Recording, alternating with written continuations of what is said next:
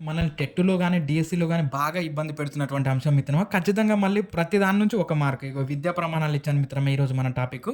ఇది ఖచ్చితంగా నేర్చుకోవడానికి ప్రయత్నం చేయండి మిత్రమా. అది మీకు ఈజీగా గుర్తుపెట్టుకోవడానికి ఎలాగో నేను చెప్తాను. సో, గణితం యొక్క విద్యా ప్రమాణాలు అసలు విద్యా ప్రమాణాలు అంటే ఏంటి అనేది అకాడమిక్ స్టాండర్డ్స్ అని అంటాం. అంటే ఏంటి అనంటే చూద్దాం.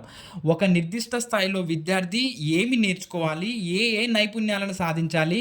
ఏ కృత్యాలను చేయగలగాలి అనేటటువంటి అంశాలను తెలిపేవే విద్యా ప్రమాణాలు. అంటే ఒక అకాడమిక్ పూర్తయ్యేసరికి ఒక పిల్లవాడిలో సాధించవలసినటువంటి సామర్థ్యాలను అన్నిటిని కూడా సూచించేవే విద్యా ప్రమాణాలు. అందులో మరి గణితం చూస్తే గణితంలోని విద్యా ప్రమాణాలు ఈ వరుస సీక్వెన్స్ ఇంపార్టెంట్ మిత్రమా. సాకవ్య, ఆప్రా సింపుల్ సాకవ్య, ఆప్రా సమస్య సాధన, కారణాలు చెప్పడం, నిరూపణలు చేయడం, వ్యక్తపరచడం, అనుసంధానం, ప్రాతినిధ్యపరచడం, దృశ్యీకరణ చేయడం.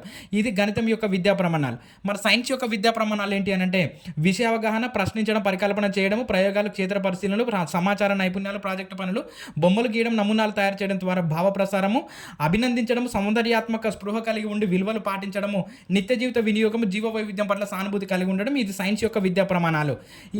ఇట్లా వీటిని ఎట్లా గుర్తుపెట్టుకుంటాం మిత్రమా.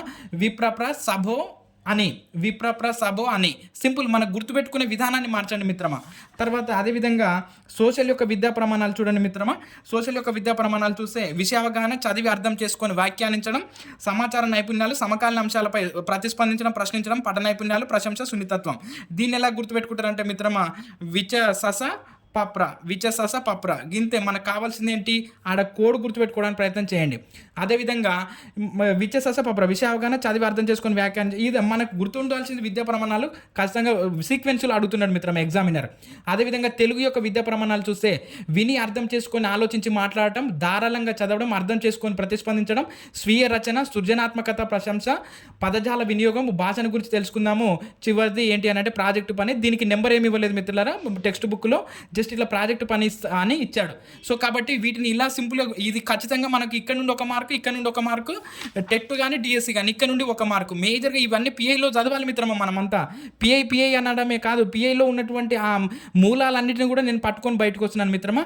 కంపల్సరీ వీటిని గుర్తుపెట్టుకోవడానికి ప్రయత్నం చేయండి. ఇవి ఎలా గుర్తుపెట్టుకుంటారు.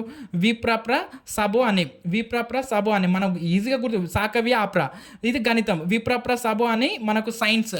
తర్వాత మనకు వచ్చేసి సోషల్ వచ్చేసి విచసస పప్ర కథం విచసస పప్ర. మనకు ఒక లాజిక్గా గుర్తుపెట్టుకోవడానికి ప్రయత్నం చేయండి మిత్రమా. అదేవిధంగా తెలుగు మాత్రము ఇది కొంచెం ఈజీగా ఉంటుంది మిత్రమా.